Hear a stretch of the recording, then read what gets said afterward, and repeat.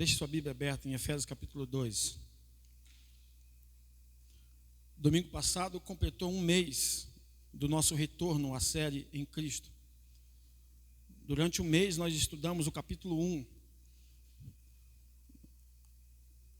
E hoje nós vamos dar continuidade a essa série que tem nos trazido revelações a respeito de quem nós somos em Cristo, de tudo aquilo que nós possuímos em Cristo Jesus.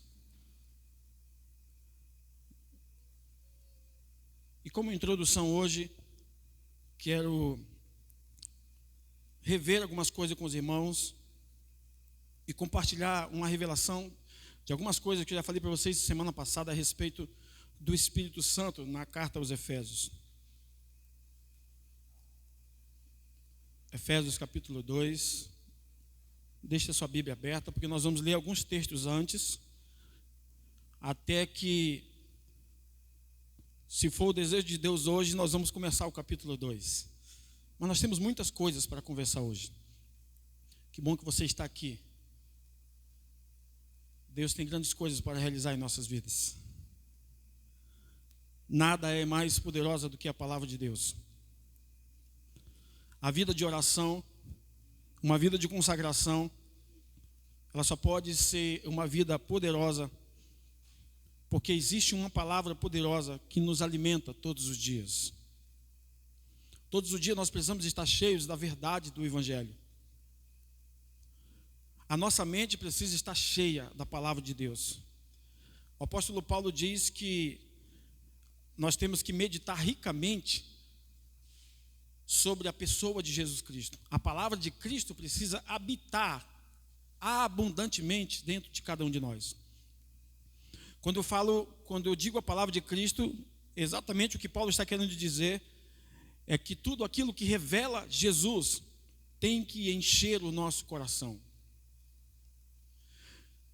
Vivemos em um mundo cheio de circunstâncias adversas. Hoje as coisas estão a nosso favor, amanhã já não estão, porque nós vivemos num mundo caído por causa de Adão. Toda a humanidade, todo o universo caiu junto com ele.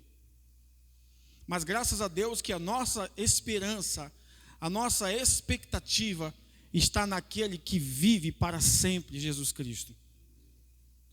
Nós precisamos alimentar a nossa mente dessa verdade todos os dias. O Evangelho é a boa notícia, aquilo que alimenta o nosso coração, que alimenta a nossa vida.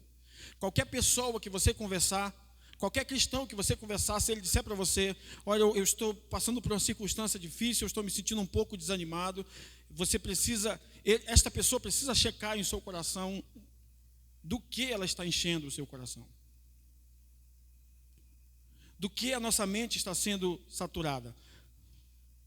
Quando o medo vem ao nosso coração, quando o medo bate à nossa porta, isso acontece com qualquer pessoa, nós vivemos no mundo. E quando nós nos alimentamos disso, é porque de alguma maneira esquecemos de nos alimentar daquilo que gera fé dentro de nós. A nossa vida, ela é decidida por medo ou por fé. Não existe em cima do muro. Toda decisão nossa sempre será por medo ou por fé. O fato é que quando nós nos alimentamos da palavra de Deus, nós vamos decidir segundo a palavra de Deus. Sempre por fé. Mesmo que existam circunstâncias de medo, mesmo que estejamos dentro da cova dos leões, mesmo que estejamos dentro da fornalha, a fornalha foi acendida 7 vezes mais, mas por fé nós decidimos que vamos sair dali ilesos por causa da palavra do Senhor. A palavra do Senhor nos garante, nos sustenta, nos protege todos os dias. Ela blinda o nosso coração, ela enche o nosso coração.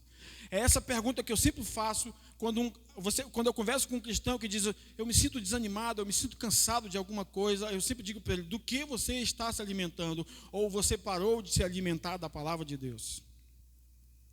Certamente quando nós deixamos de nos alimentar da palavra de Deus, naturalmente a nossa mente e o nosso coração está se enchendo de alguma outra coisa. Eu acredito, irmãos, isso é uma concepção minha, não existe mente vazia. A mente está sempre cheia de alguma coisa. Assim como não existe distração, a distração é apenas uma ocupação com a coisa errada. A gente dá o nome tão bonito, distração, mas na verdade o que é distração? É a ocupação com uma coisa errada. Estamos ocupando a nossa mente com alguma coisa que não está gerando fé no nosso coração. E todas as vezes que nós ouvimos o Evangelho tem que gerar fé no nosso coração. Se gera condenação, não é o Evangelho. O apóstolo Paulo é taxativo a respeito disso. Eu vos anunciei o Evangelho da salvação, ele não diz da condenação. E uma coisa muito importante para a vida da igreja também, é o que nós vamos conversar hoje como abertura da mensagem. É permitirmos todos os dias sermos guiados pelo Espírito Santo de Deus. A carta aos Efésios é uma carta muito especial. E do capítulo 1 ao capítulo 6, a pessoa do Espírito Santo aparece nessa carta.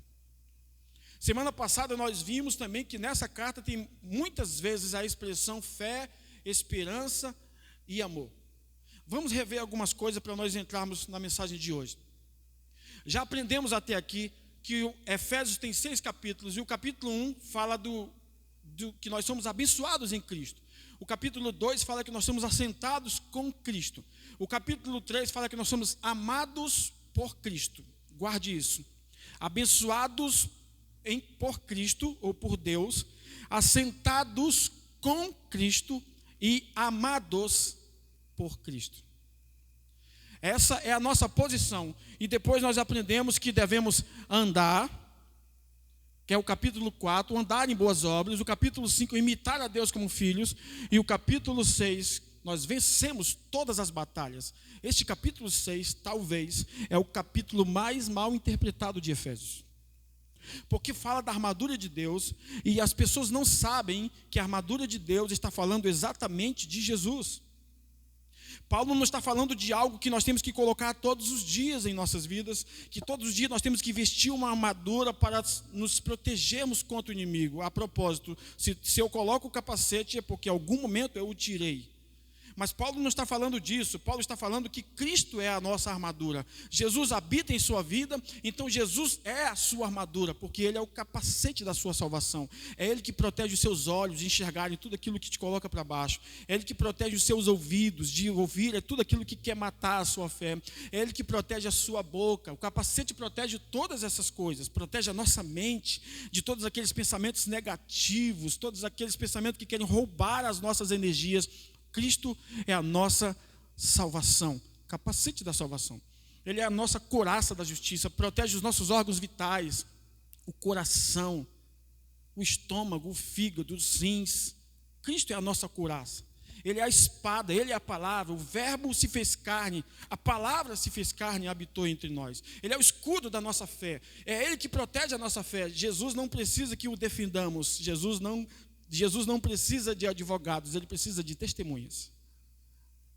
Entendam isso que eu quis dizer. Jesus não precisa que ninguém o defenda. Ele nunca disse, eu quero que vocês me defendam. Ele disse, eu quero que vocês sejam minhas testemunhas. Ele nem disse para dar testemunha, ele disse para ser testemunha. Então Ele é o escudo da nossa fé, Ele nos protege todos os dias. Às vezes nós estamos querendo defender Jesus para as pessoas. Não faça isso. Fale de Jesus, deixa que Ele te defenda, Ele te guarda, Ele te protege, porque Ele é o escudo da nossa fé, a fé como justiça.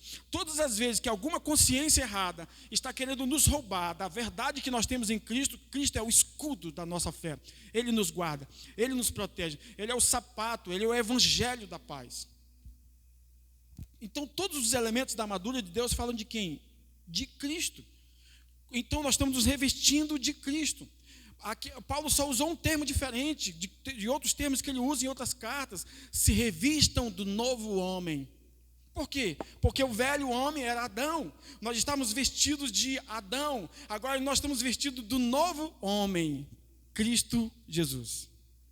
Agora nós temos uma nova natureza. A natureza caída de Adão não está mais em nós. O medo não é mais um estilo de vida em nós. A ansiedade não é mais um estilo de vida. A preocupação não é mais um estilo de vida. Essas coisas acontecem por acidente. Estilo de vida em nós agora é fé. Nós olhamos para Cristo, confiamos que Ele está conosco, que Ele está trabalhando para aqueles que nele confiam, para aqueles que Ele o ama ou para aqueles que amam a Ele. A propósito, quando o apóstolo Paulo disse na carta aos Coríntios que nem olhos ouviram, nem ouvidos ouviu, nem subiu ao coração do homem, o que Deus tem preparado para aqueles que o amam, as pessoas já pensam logo em coisas. O contexto é Cristo. Paulo está falando do mistério que foi revelado. O que Deus está preparando para aquele que o ama? Cada dia Ele está preparando Cristo para você. Cada dia está preparando uma nova revelação sobre Jesus para você. Amém? Até aqui? Isso é o poder do Evangelho. Então a igreja se perde quando chega nesse capítulo. Acha que é uma batalha que ela tem que lutar. Não, a gente precisa entender primeiro que nós já fomos abençoados, que nós já estamos assentados, que nós já somos amados, que andamos em boas obras, que imitamos a Deus como Pai, como filhos, e assim vencemos todas as batalhas. É por isso que o mesmo apóstolo Paulo diz, tanto em Romanos como em Coríntios, que nós somos mais do que vencedores em todas as circunstâncias. E na carta aos Coríntios ele diz, em Cristo nós sempre triunfamos, não é de vez em quando. Em Cristo nós sempre triunfamos. Então, para nós lembrarmos mais uma vez a nossa posição e o nosso posicionamento em Cristo, agora aqui eu fiz questão de escrever os capítulos, para você lembrar disso para o resto de sua vida. Olha, eu sou irrevogavelmente abençoado, ninguém pode tirar isso de mim. Olha, eu estou assentado com Jesus, ninguém pode me tirar dessa posição de governo e de descanso. Eu sou amado, ninguém pode roubar isso de mim. De maneira larga, profunda, alta e comprida, o desenho da cruz. Aí sim eu posso andar, praticar boas obras, eu posso imitar a Deus como os filhos e consequentemente vou vencer, porque vitória na vida do cristão é consequência. Nós não estamos lutando para sermos vitoriosos. Por isso que João diz, a vitória que vence o mundo, a vossa fé. Ele não diz que nós vamos ter vitória. Ele diz, a vitória, é da vitória que a gente vence. É a partir da vitória. Fé como justiça. Fé em Cristo Jesus. Aprendemos também, semana passada, que a carta aos Efésios está cheia dessas expressões. Fé, esperança e amor. A fé diz respeito ao nosso relacionamento com Deus. Todas as vezes que o apóstolo Paulo usa a expressão fé, ele está falando de fé como justiça, que fomos justificados em Cristo Jesus, e também está falando da fé como relacionamento com Deus. Ele disse, a fé que vocês têm em Cristo. Sempre ele vai falar da fé do respeito ao relacionamento com Deus. Agora a esperança, ele fala de algo a respeito de cada um de nós, individualmente. Tem a ver com a minha vida, qual a esperança que existe para a minha vida. Agora, quando ele fala de amor, ele fala do amor mútuo. Cada um amar o outro. Por isso que essas expressões aparecem lá. E estudando essa carta, eu descobri mais essa preciosidade aqui que eu quero compartilhar com vocês. Em todos os capítulos, a pessoa do Espírito Santo aparece na carta aos Efésios. Aparece no capítulo 1, no 2, no 3, no 4, no 5 e no 6. No capítulo 1, o Espírito Santo aparece no versículo 13 e 14. No capítulo 2, aparece no versículo 18 e 22. No 3, no 5 e no 16. No 4, no 3 e 4 e o versículo 30. No capítulo 5, ele aparece no versículo 18. E no capítulo 6, 17 e 18. E nós vamos estudar isso hoje. Por que é importante nós entendermos isso? Depois vocês vão ter acesso ao PDF. Por que é importante nós aprendermos isso? Porque quem estava direcionando essa igreja era o Espírito Santo. Lembre-se disso. Jesus não estava mais fisicamente com a igreja. Paulo, quando recebeu a revelação, Jesus já tinha sido assunto ao céu. Jesus já tinha subido ao céu. Já tinha sido elevado ao céu, voltado para o Pai. Então Paulo teve a revelação do Jesus ressuscitado. Agora, quem estava com a igreja? Aqui está o cumprimento da palavra de Jesus em Mateus 28, uma de suas últimas palavras aos seus discípulos. Vão lá, evangelizem, preguem, batizem, curem as pessoas, tanto em Mateus como em Marcos. Mas tem uma promessa para vocês. Eu estarei com vocês para sempre. Mas como ele estaria conosco se ele ia embora? Pelo Espírito Santo. Paulo, foi por isso que Jesus disse para os discípulos, antes de partir: olha, eu gostaria de falar muitas coisas para vocês, mas vocês não podem receber agora, vocês não vão entender agora. Ele estava falando da revelação da graça, que só Paulo poderia recebê-la. Ele disse: olha, vocês vão conhecer muitas coisas depois que Paulo receber a revelação do Cristo ressuscitado. Uma outra curiosidade muito importante, em todas as cartas de Paulo, isso aqui é muito importante compreender. Sempre quando Paulo usa a expressão Cristo Jesus, ele está falando do Jesus ressuscitado. Quando ele fala Jesus Cristo, ele está falando do Jesus homem. Então, em quase todas as cartas de Paulo, ele está falando Cristo Jesus. Nós estamos assentados em Cristo Jesus. Ele não está falando em Jesus Cristo. Já seria muito bom estarmos assentados em Jesus Cristo, porque ele foi perfeito como homem.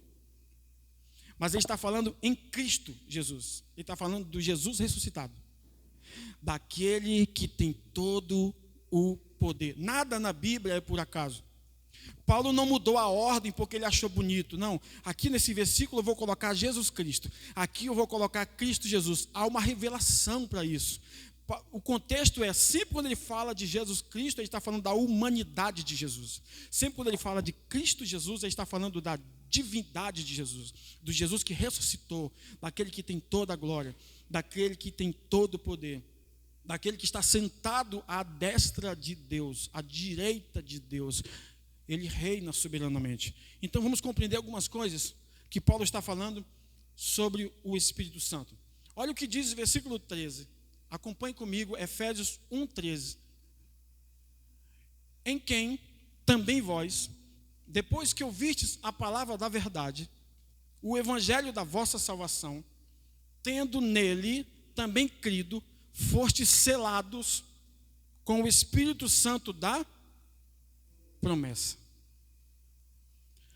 O primeiro versículo que aparece o Espírito Santo é esse, na carta aos Efésios. Olha como isso é poderoso. Olha o contexto. Qual é o contexto? Eu sempre digo isso. O contexto é tudo.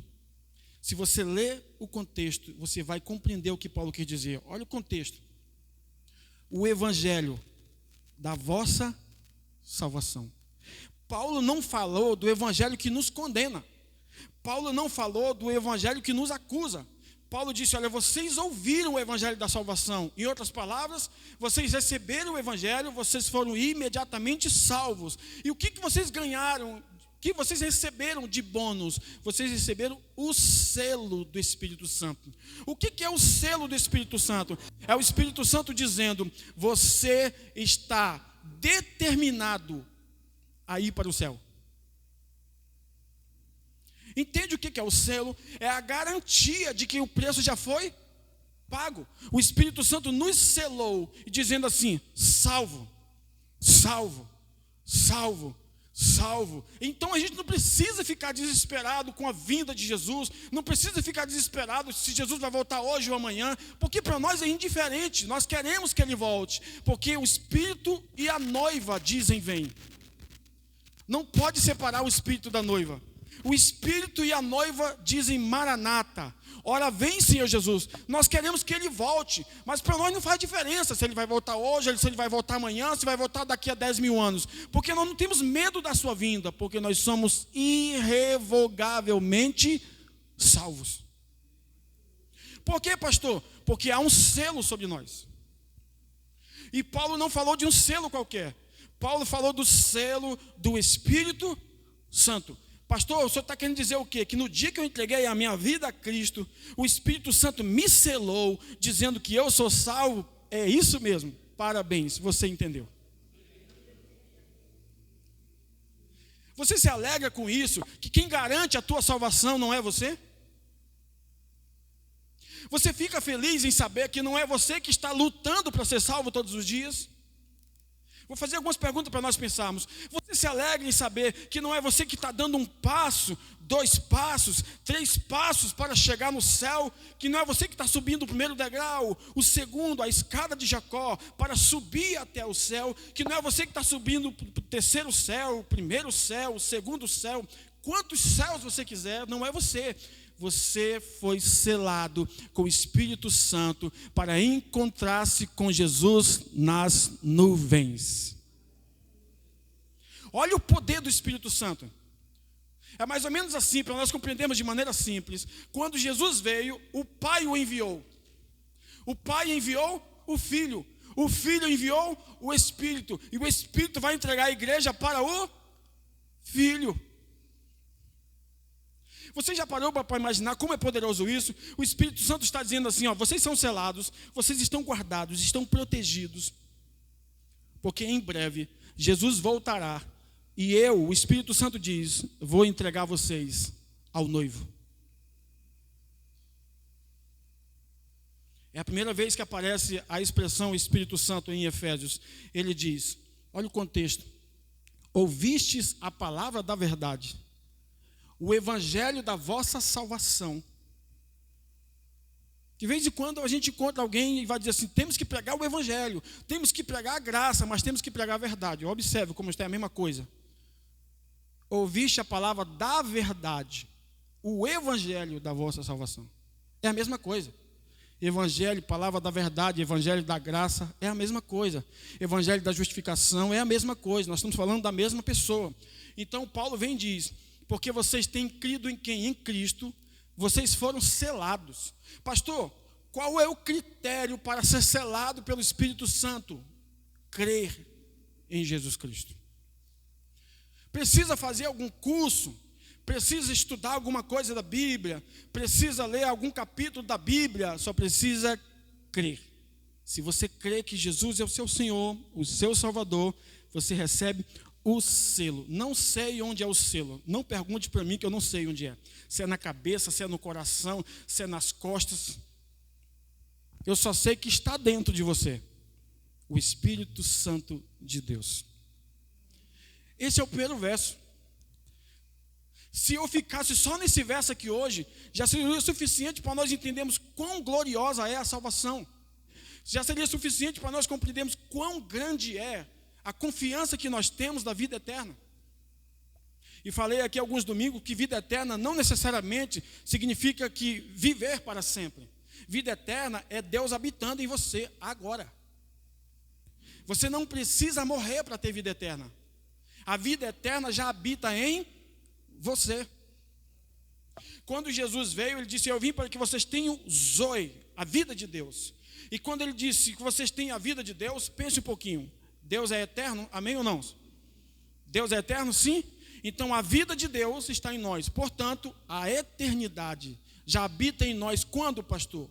Agora. Porque quando falamos de eternidade, parece que nós temos uma expectativa futura. Um dia, quem sabe eu vou ter a vida eterna. Não. Se você entregou sua vida a Cristo, a vida eterna já habita em você. Aí ele continua dizendo, aqui ó, o Espírito Santo da promessa. Versículo 14.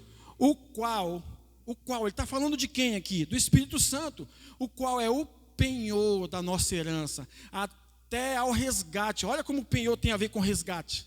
Até o resgate da sua propriedade em louvor da sua glória. O Espírito Santo é o selo, mas o Espírito Santo também é o penhor. O Espírito Santo é a garantia da nossa salvação, porque o preço já foi pago, mas o Espírito Santo também é a garantia do resgate. Nós somos penhorados por Ele, para termos a garantia de que o nosso verdadeiro dono está voltando para nos levar. Vou falar de novo, que é para entrar no seu coração esse espírito, essa alegria da salvação. Eu acho que a igreja do Senhor precisa encher o coração da alegria da salvação. O penhor do Espírito Santo em você é a garantia de que o noivo está voltando e vai tomar posse daquilo que é dele. Nós pertencemos a ele. Nós não pertencemos a nós mesmos. É verdade que às vezes tomamos decisões pela nossa própria vontade, claro, ainda estamos no mundo. Mas se nós entendermos a essência do Espírito Santo na vida da igreja, você vai ver a diferença grande, a diferença grotesca da ação do Espírito Santo na igreja de Atos, do antes do Espírito Santo e do depois do Espírito Santo. Antes do Espírito Santo, Pedro nega Jesus. Mas quando o Espírito Santo vem sobre ele, entra na vida dele, Pedro briga por Jesus. Pedro defende Jesus. Pedro fala sobre Jesus. Pedro fala até que morre por Jesus. Fala que não pode calar sua boca, porque de tudo que ele ouviu, de tudo que ele recebeu. Por quê, pastor? O que fez a diferença na vida dele? O Espírito Santo. Eu não estou falando de um ser distante, gente. O Espírito Santo é uma pessoa que se relaciona conosco de maneira livre, todos os dias, nos orientando, nos guiando.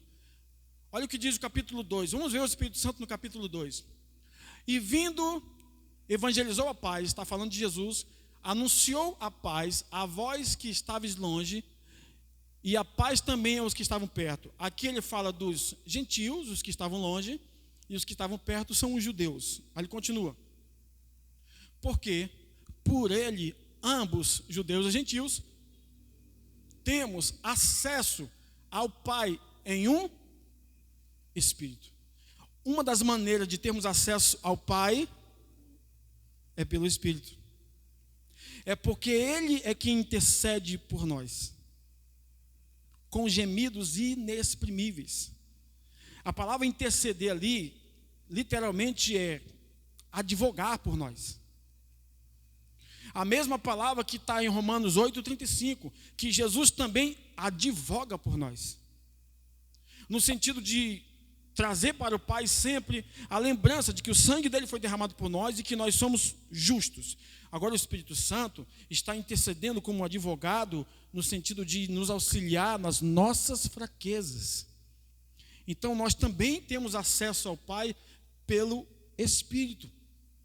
Quando falamos com Deus, o Espírito Santo que habita em nós nos dá a direção até como devemos orar. O Espírito Santo diz o que devemos fazer e o que não devemos fazer. É aquela voz que está dentro de você, que fala ao teu espírito, quando você precisa tomar uma decisão e você não se sente confortável por tomar aquela decisão. Ouça essa voz, é o Espírito Santo. A paz foi tirada, não tome a decisão. Ele está dizendo, não faça agora. E na maioria das vezes decidimos, porque não temos o hábito de ouvir a voz. Achamos que o Espírito Santo vai falar como um vento, como um fogo, como alguma coisa, como uma pomba descendo. Não, ele é Deus dentro de nós. Então Paulo está falando que por meio do Espírito Santo nós também temos acesso ao Pai em um Espírito. Em outras palavras, Paulo está dizendo que o mesmo Espírito que habita em mim, habita em você, para todos aqueles que entregaram a vida a Cristo. O mesmo Espírito. Por meio dele nós também temos acesso ao Pai. E continua. Versículo 22. No qual também vós juntamente estáis sendo edificados para a habitação de Deus no Espírito. Então, por meio de Jesus Cristo, aqui a Trindade aparece, no qual, Jesus Cristo, nós somos edificados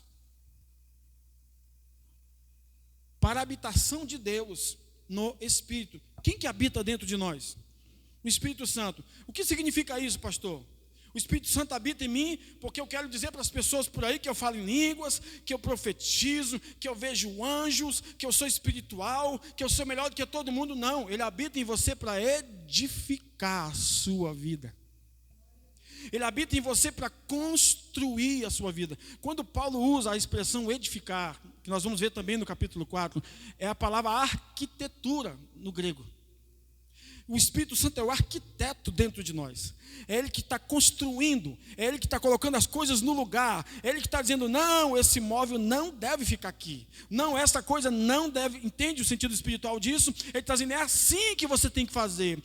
Essa parede tem que estar dessa cor aqui. Ó, eu acho melhor que seja essa luz aqui. O Espírito Santo é o arquiteto dentro de nós. Ele nos guia, Ele nos conduz, Ele nos leva cada vez mais à vontade de Deus, que é boa, agradável e perfeita. E por que não lembrarmos aquilo que Paulo disse em Romanos capítulo 8, versículo 14? Todos que são guiados pelo Espírito de Deus são chamados filhos de Deus. Sabe que a palavra filhos ali no grego é ruios, filhos maduros. Não é a palavra teknos ou nepios, que são recém-nascidos. Aquele cristão que acabou de nascer de novo, que está aprendendo a caminhar, que ainda comete erros, porque ele é imaturo. E não necessariamente maturidade tem a ver com idade. A pessoa pode ter 100 anos de crente e ainda ser imaturo. Paulo não está falando disso. Agora, quando ele diz que nós somos guiados pelo Espírito de Deus, nós somos filhos de Deus, se traduz pela palavra filhos maduros, filhos que cresceram. Pastor, e onde que está a maturidade? A maturidade está em Cristo. Eu não sei por que alguns cristãos acham que maturidade é estudar coisas profundas, aquilo que eles consideram profundo da Bíblia. A gente precisa estudar, pastor, quantos passos Moisés deu, o que significa os 120 anos da vida de Moisés. A gente precisa estudar se o mar vermelho era vermelho mesmo. A gente precisa estudar se o mar realmente se abriu ou se só foi um vento que bateu lá. Eles acham que isso é profundo. Sabe o que é profundo para Paulo? Paulo fala que estudar a lei é ser menino, é ser criança, é ser imaturo, viver na lei. Para Paulo, ser profundo é conhecer o Evangelho através de Jesus Cristo.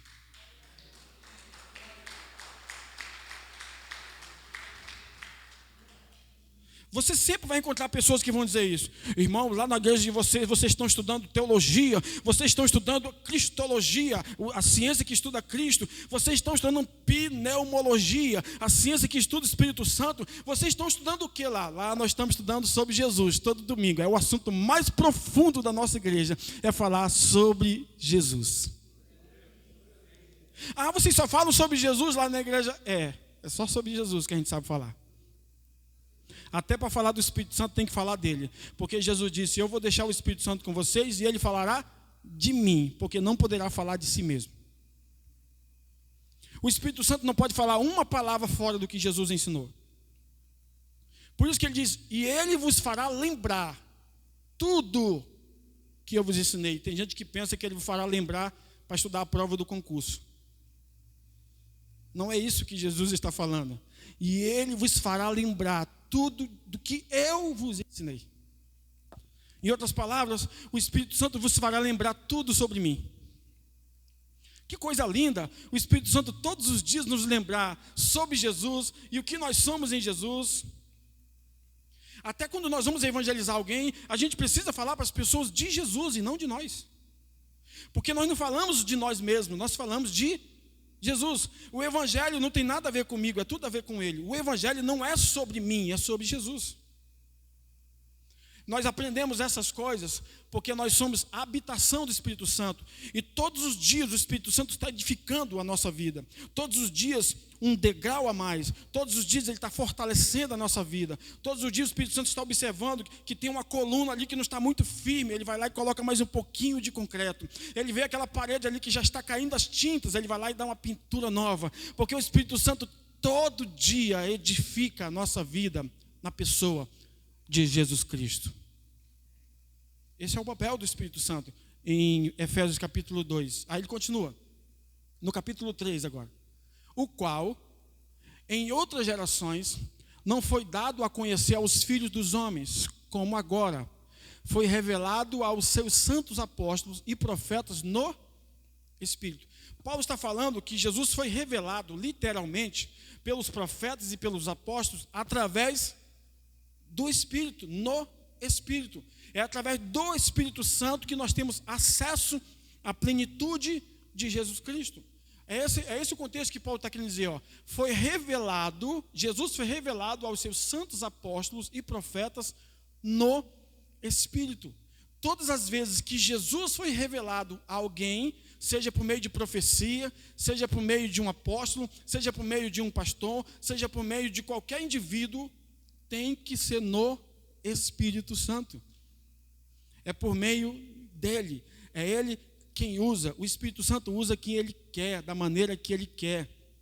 Por isso que Jesus disse para Nicodemos em João capítulo 3, o vento sopra onde quer, não sabemos de onde vem e nem para onde vai. Assim é todo aquele que é nascido de Deus. O que Jesus quis dizer?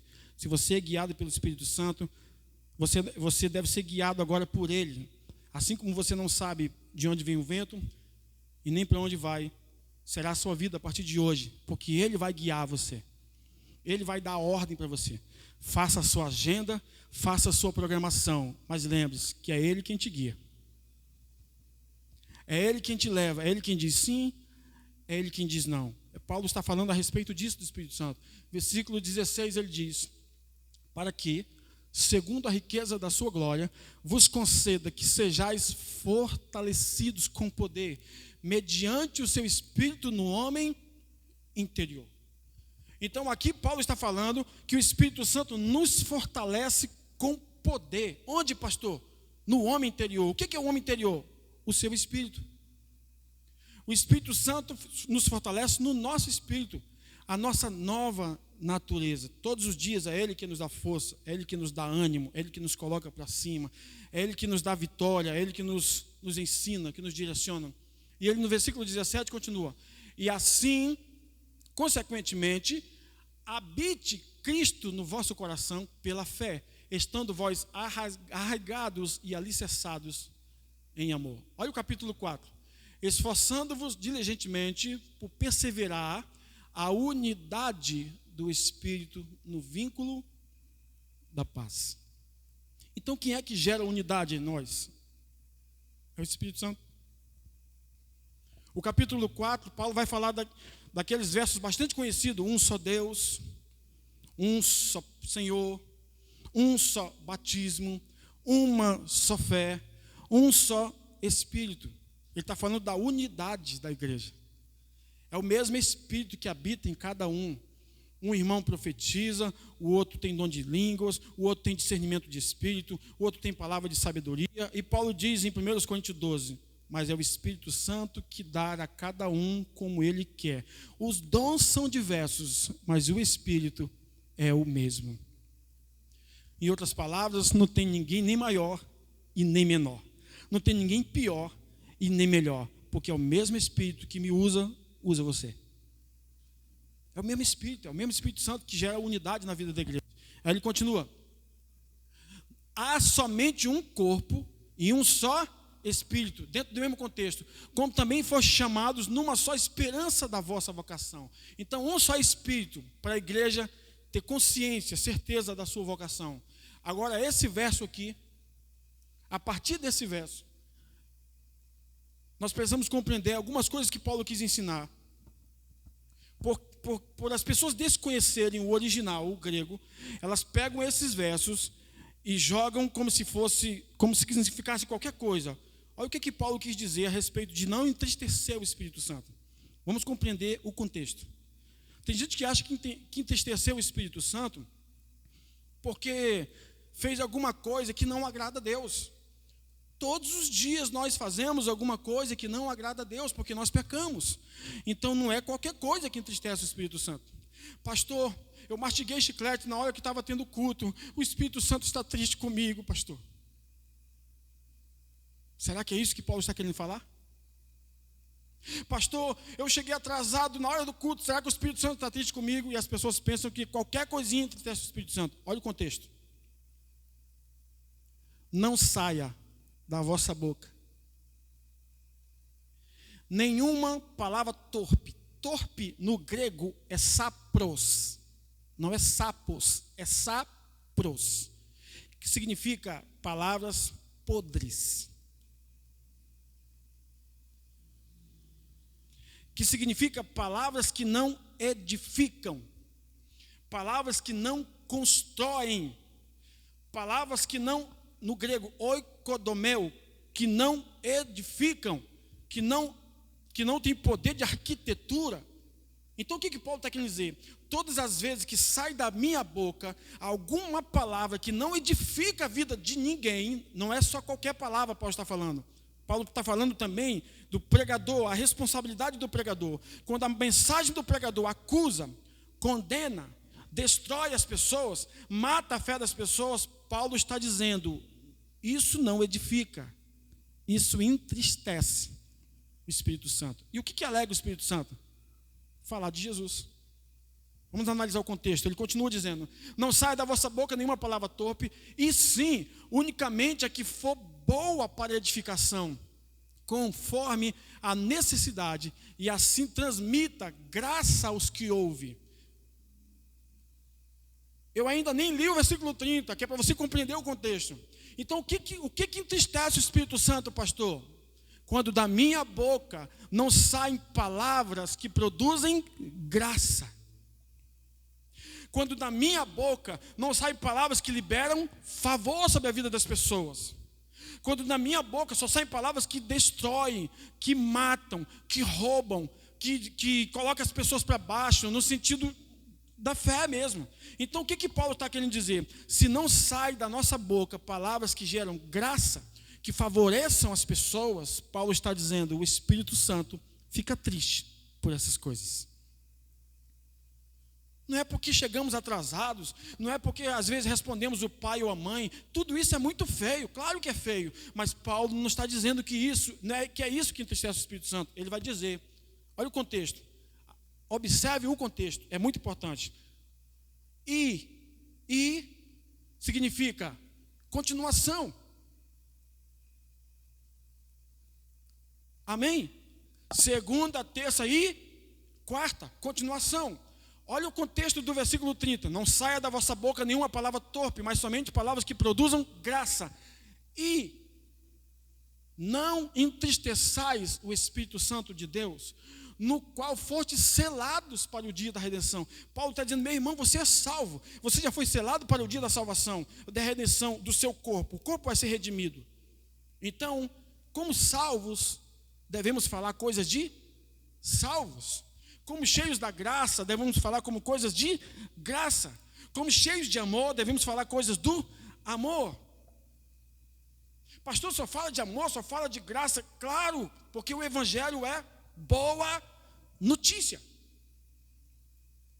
O Evangelho não é para matar ninguém, o Evangelho não é para destruir ninguém. O cajado e a vara não é para destruir, é para consolar. Tua vara e o teu cajado me consolam.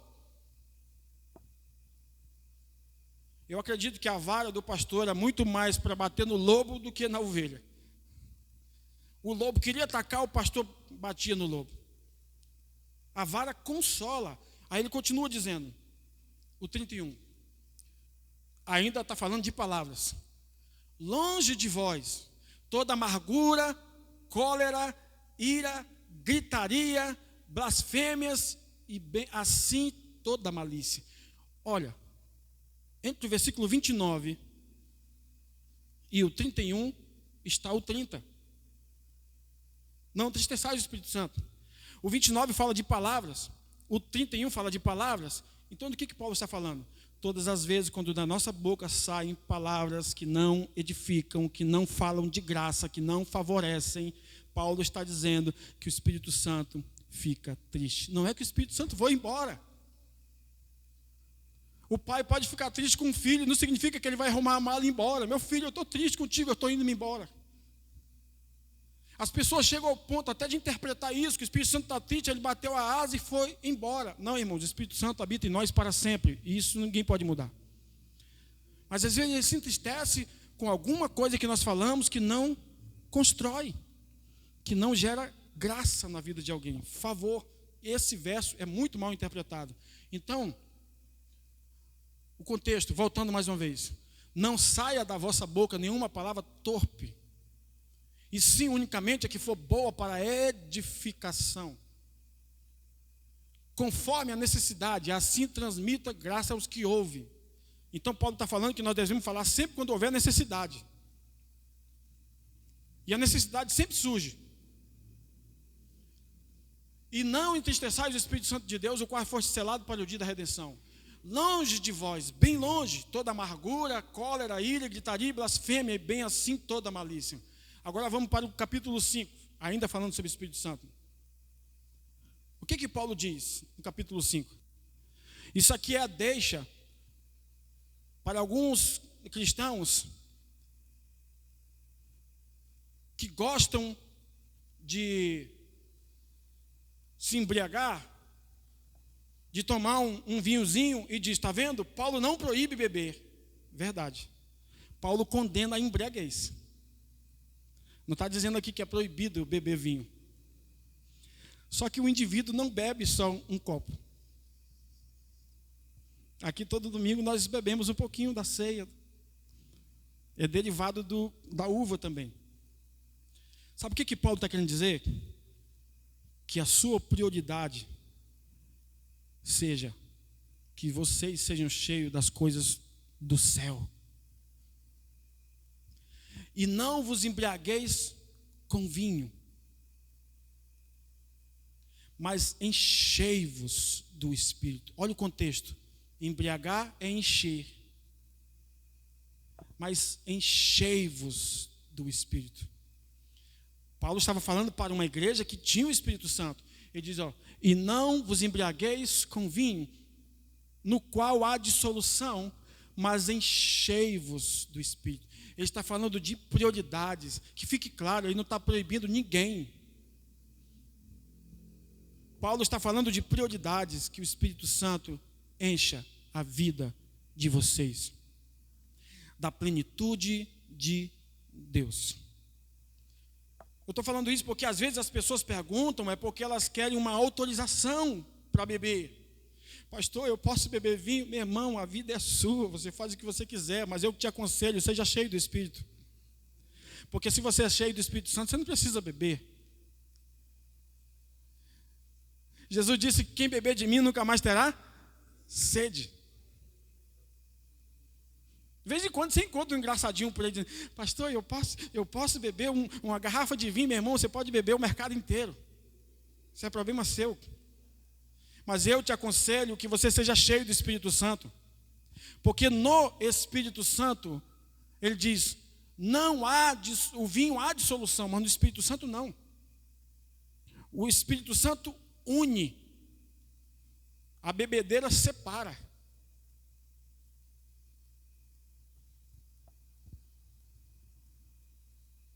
Aí de vez em quando aparece, mas Jesus bebeu vinho no casamento, pastor. Claro, ele não transformou a água em suco, não.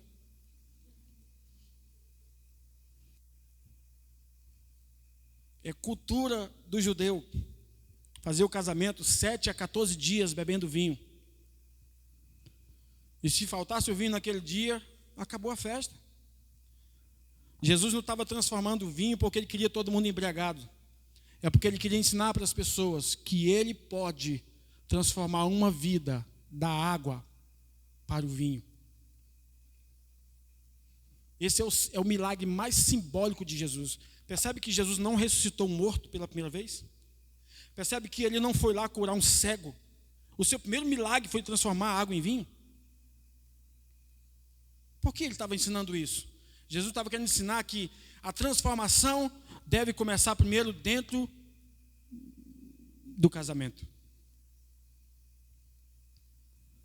Ele estava dizendo, olha, a minha presença aqui, quando eu estiver presente aqui, quando eu estiver presente na vida de vocês, dessa família, a festa nunca vai parar. Era só por isso. Não tinha ninguém mais importante do que Jesus naquela festa. Então Paulo pegou o mesmo princípio e disse, e não vos embriagueis com vinho, no qual há dissolução, mas enchei-vos do Espírito Santo. E ele continua, no versículo 19, aí vai explicar como que se enche do Espírito Santo. Veja como é curioso. O capítulo 4 diz que nós entristecemos o Espírito Santo quando falamos alguma coisa que não edifica, que não produz graça. Mas também somos cheios do Espírito Santo quando falamos. Olha aqui, o contexto. Mas enchei-vos do Espírito Santo, vírgula, falando. Como que nós somos cheios diariamente do Espírito Santo? Falando. Como, pastor? Entre vós, reunindo a igreja e falando entre salmos, hinos e cânticos espirituais. Paulo está falando da mesma coisa. Eram os salmos do Velho Testamento. Paulo estava falando, quando vocês se reunirem, cantem para a glória de Deus, glorifiquem a Deus. Enquanto vocês falarem das coisas de Deus, vocês serão cada vez mais cheios do Espírito Santo. Então no capítulo 4 podemos entristecer o Espírito Santo falando. E no capítulo 5 podemos ser cheios do Espírito Santo falando. Quanto mais falamos de Jesus, quanto mais falamos do Evangelho, recebemos uma nova porção do Espírito Santo. Amém? E ele continua dizendo: dando sempre graças por tudo a nosso Deus e Pai, em nome de nosso Senhor Jesus Cristo. Então, falando, dando graças, maneira de sermos cheios. Sujeitando-vos uns aos outros no temor de Cristo, maneira de sermos cheios do Espírito Santo. Falando com salmos, hinos e cânticos espirituais. Dando graças a Deus, sendo grato a Deus. E se sujeitando um ao outro, tudo é maneira de sermos cheios do Espírito Santo. Não é na hora da oração que vai acontecer uma coisa, que as pessoas acham que vai vir um fogo do céu, vai descer um negócio e as pessoas vão começar a tremer. Não. É quando nós começamos a falar da pessoa de Cristo, quando nós começamos a falar de coisas que edificam cada vez mais, que nós falamos disso, mais cheios nos tornamos do Espírito Santo. Quando dizemos: Senhor, obrigado por esse dia maravilhoso, Senhor, obrigado pela vitória, Senhor, obrigado por guardar minha família, o Espírito Santo nos enche. Quando nos submetemos uns aos outros em amor, estamos sendo cheios do Espírito Santo. Diga aleluia por isso. O contexto é a chave. Não podemos separar o versículo 18 dos outros versos. E no capítulo 6, Paulo vai dizer: tomai também o capacete da salvação e a espada do Espírito, que é a palavra de Deus. Então Paulo encerra o capítulo 6 dizendo, falando sobre a espada do Espírito, a palavra de Deus. Quanto mais viva essa palavra tiver dentro de nós, mais ação do Espírito Santo, porque ele trabalha em harmonia com a palavra. O Espírito Santo nunca vai nos dizer nada fora da palavra. Está aqui uma dica: sempre aparece alguém que quer profetizar sobre nossas vidas, e eu acredito que Deus usa pessoas. Eu sou daqueles que acreditam, porque nós acreditamos nos dons. Os dons eles não são tirados da pessoa. Se ela está em uma igreja, não, são irrevogáveis. Quando Deus coloca o dom fica ali.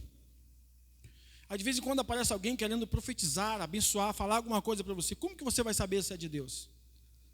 Existem algumas maneiras. A primeira, o Espírito Santo sempre vai falar algo baseado em algo que já está no seu coração. Você está orando a respeito de alguma coisa, o Espírito Santo pode usar alguém para confirmar isso.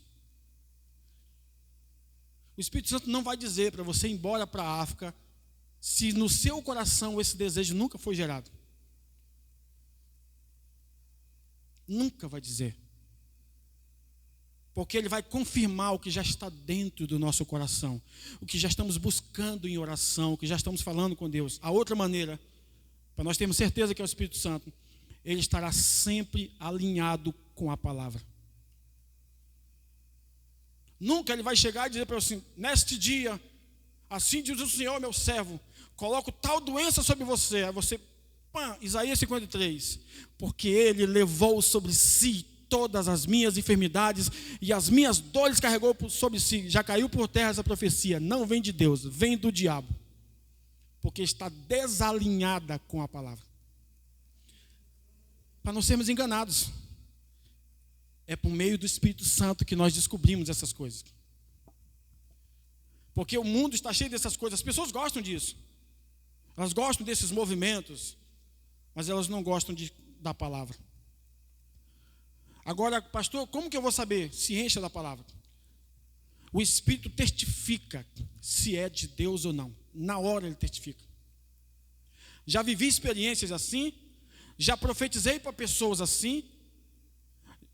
Muitas coisas aconteceram na minha vida e na vida de outros, porque precisa estar alinhado com a palavra, ou então com aquilo que já está dentro de nós. Porque o Espírito Santo, o apóstolo Paulo diz no capítulo 6, ele fala sobre a espada do Espírito. Vamos entender de uma maneira mais clara ainda. A espada do Espírito, a palavra de Deus. Se existe, vamos pegar um exemplo de uma doença. Se existe alguma doença no nosso corpo, a espada do Espírito corta essa doença. Se existe algum pecado que nos atormenta, a espada do Espírito corta o pecado. Se existe algum medo que nos atormenta, a espada do Espírito corta esse mal. Vou te dizer uma coisa, essa espada aqui é mais poderosa do que qualquer um desses super-heróis que tem por aí. Porque todos eles têm uma fraqueza. Essa aqui não. Ela trabalha nas minhas fraquezas. Jeremias diz que a palavra de Deus é fogo e martelo que despedaça a pedra. A palavra de Deus tem poder para quebrar pedras. Ele usa a linguagem figurada para nós entendermos que tudo é possível à palavra de Deus. Se tiver alguma situação essa semana que está tentando te atrapalhar, lembre-se da espada do Espírito, faça uso da espada do Espírito e declare: eu declaro cortado esse mal que está querendo atrapalhar o meu progresso em nome de Jesus.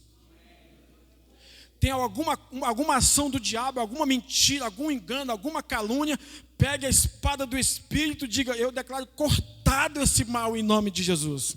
Porque nenhuma arma forjada prosperará contra ti. Por causa da palavra.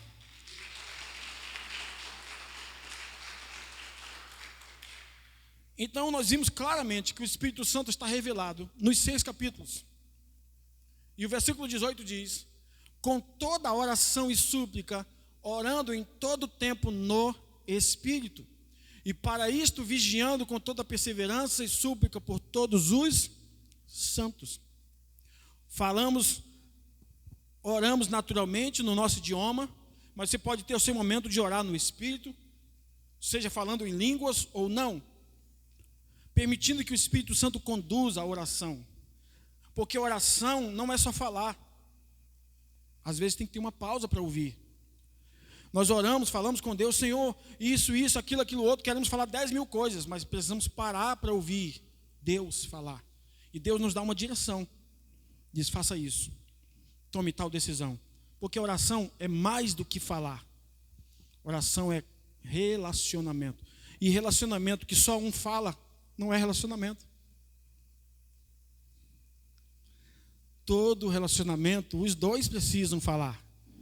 Se você tem relacionamento com o Espírito Santo, ele também gosta de falar. Sempre fala conosco. E para não dizer que eu não comecei o capítulo 2 hoje, eu quero ler alguns versos com vocês. Só como introdução.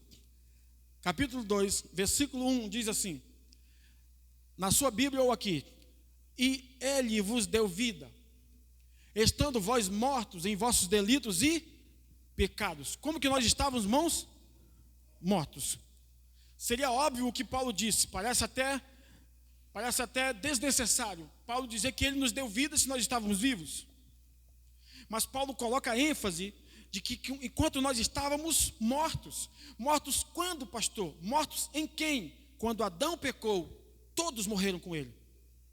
Romanos capítulo 3, versículo 23. Porque todos pecaram e destituídos foram da glória de Deus. Todos caíram em Adão. Toda a humanidade, todo o universo caiu em Adão. Por isso que a natureza e o universo geme a manifestação dos filhos de Deus, o arrebatamento da igreja. Mas como é que nós estávamos? Mortos. O que é isso, pastor? O que o senhor está querendo que a gente enxergue? É quero que você enxergue isso aqui, ó. E vos deu vida. E como que nós estávamos? Mortos. Traduzindo, foi a graça de Deus que trabalhou ao nosso favor. Porque eu aprendi que morto não faz nada. Esse capítulo, do versículo 1 ao 10, eu escrevi um livro. E uma das coisas que eu falo lá é exatamente sobre o morto. Se você vai a um velório, você pode ver muitas pessoas conversando com o morto. Oh, amor da minha vida, depois que morre, todo mundo vira santo. Oh, coisa linda, já está no céu, bichinho, tão bonzinho, oh, maravilha, você é um santo. Por que tu não me pagou? Vai adiantar alguma coisa? Agora você nunca vai ver um morto falando com alguém. Você pode encontrar pessoas falando com quem morreu, mas nunca quem morreu falando. Porque morto não fala, morto não vê, morto não ouve, morto não sente, morto não cheira, morto não se move. E como que nós estávamos? Sem ver, sem ouvir, sem falar, sem movimentos, estáticos, parados. E o que Cristo fez? Deus fez por meio de Cristo. Nos deu vida. Nós estávamos mortos em Adão, não só morte espiritual aqui, porque existem 3 tipos de morte. A morte espiritual, que é a separação do homem de Deus. A morte física, que é o homem voltar para o pó. E a morte eterna, que João diz em Apocalipse, chama de segunda morte. Bom, e quando nós estávamos mortos em Adão, por causa dos nossos delitos e pecados, o que Deus fez por meio de Cristo? Nos deu vida. Sabe qual é a palavra vida que Paulo usa aqui? Zoe. Traduzindo, Deus nos deu a sua própria vida. A mesma palavra que Deus usou, só que no hebraico é ruach, é o sopro. Quando Deus criou o homem do pó da terra, Adão, barro vermelho, criou um boneco e soprou na narina do homem, ruach, soprou o seu espírito, o fôlego, e diz que o homem passou a ser alma vivente. O homem viveu. O homem peca. O que ele perdeu? Esse sopro, essa vida. E o que Jesus fez? Em João 10:10, parte B. Eu vim para que vocês tenham zoe. O que Cristo fez por meio de Deus? Nos deu vida. E como que nós estávamos mortos? Em quê? Nos nossos delitos e pecados. Aí pode surgir a dúvida, pastor, o que eu tenho a ver com o pecado de Adão? Bom, da mesma maneira que você não pôde escolher o seu sobrenome, porque vem dos seus bisavós, dos seus avós, dos seus pais, nós não tivemos escolhas. Mas em Cristo, nós temos a escolha de viver para sempre. Quando Adão pecou, todos caíram. Foi por causa de Adão. O curioso, irmãos, é que Deus disse assim para Adão. Vou ficar só no versículo 1, para domingo que vem a gente continuar. Deus disse assim para Adão. Guarda a revelação que é importante. Adão, no dia que você comer desse fruto, guarda a expressão que está lá. No dia que você comer, morrendo, morrerás. No hebraico, morrendo, morrerás. Por que morrendo, morrerás? Se fôssemos traduzir assim na língua portuguesa, ficaria estranho. Como que a pessoa morrendo morre? Aí o tradutor da língua portuguesa traduziu, certamente morrerás. Mas no hebraico é morrendo, morte espiritual, morrerás fisicamente. Como você morreu espiritualmente, se separou de mim, agora você vai morrer fisicamente. Morrendo, morrerás. Mas o detalhe não é esse. O detalhe é que Deus disse assim, no dia que você comer desse fruto, morrendo, morrerás. A pergunta que eu faço é, Adão morreu no mesmo dia que ele pecou? Não. Sabe quantos anos ele viveu? 950 anos.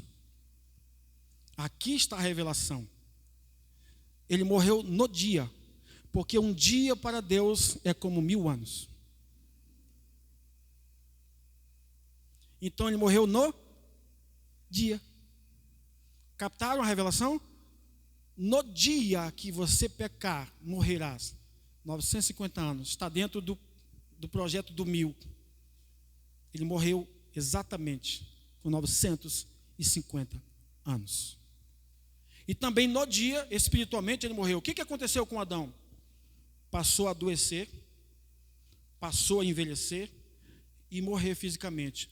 Em Cristo, o que nós recebemos? Saúde. O tempo passa, diz a Bíblia, quanto mais passarem os dias, maiores serão as tuas forças. Então, em Cristo, quanto mais velho eu fico, mais saudável eu sou. Vou falar de novo. Em Adão, o homem envelhece, adoece e morre. É por isso que Paulo vai falar lá em 1 Coríntios 11, por isso que há entre vós muitos fracos, doentes e que morrem, porque não tem o discernimento do sacrifício de Jesus.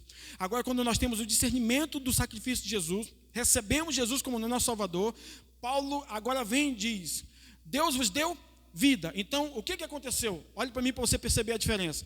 Em Adão, o homem envelhece, adoece e morre. Em Cristo, o homem recebe saúde, vida e vida eterna. A coisa muda de lugar. Então nós estávamos mortos em Adão, recebemos vida em Cristo. Eu não gosto nem da tradução que diz segundo Adão, porque abre espaço para um terceiro. Paulo usa a expressão último Adão. O primeiro Adão pecou, o último Adão venceu. No primeiro Adão, todos morrem.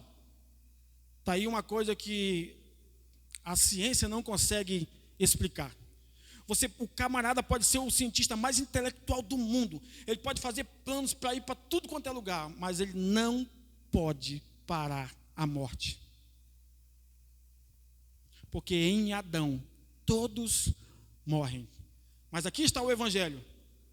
Em Cristo, todos têm direito à vida eterna. Vamos aplaudir o Rei Jesus? Todos têm direito.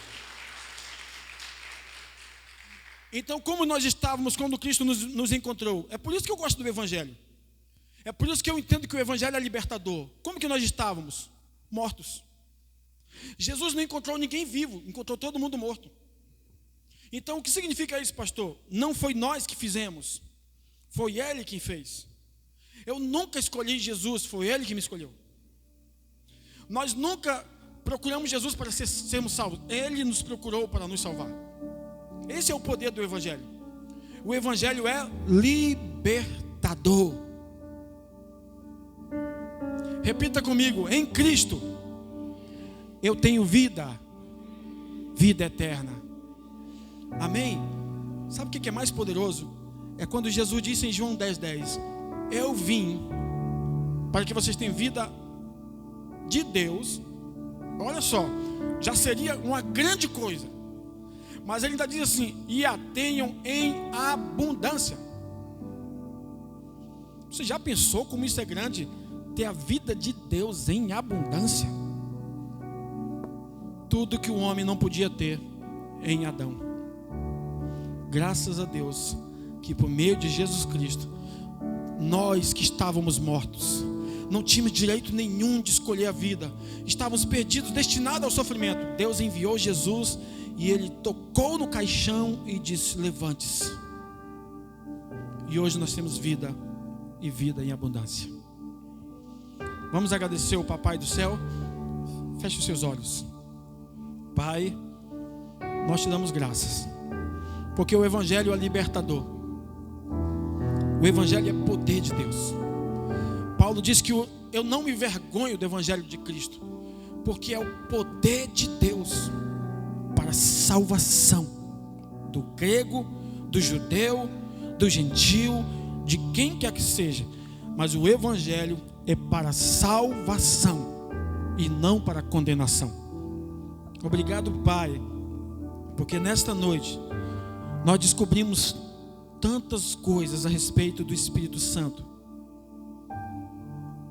e queremos estar cada dia mais cheios dessa revelação.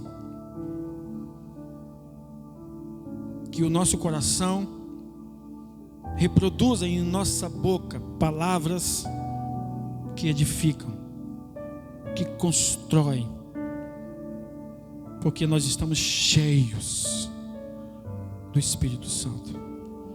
Obrigado porque o Senhor nos deu vida.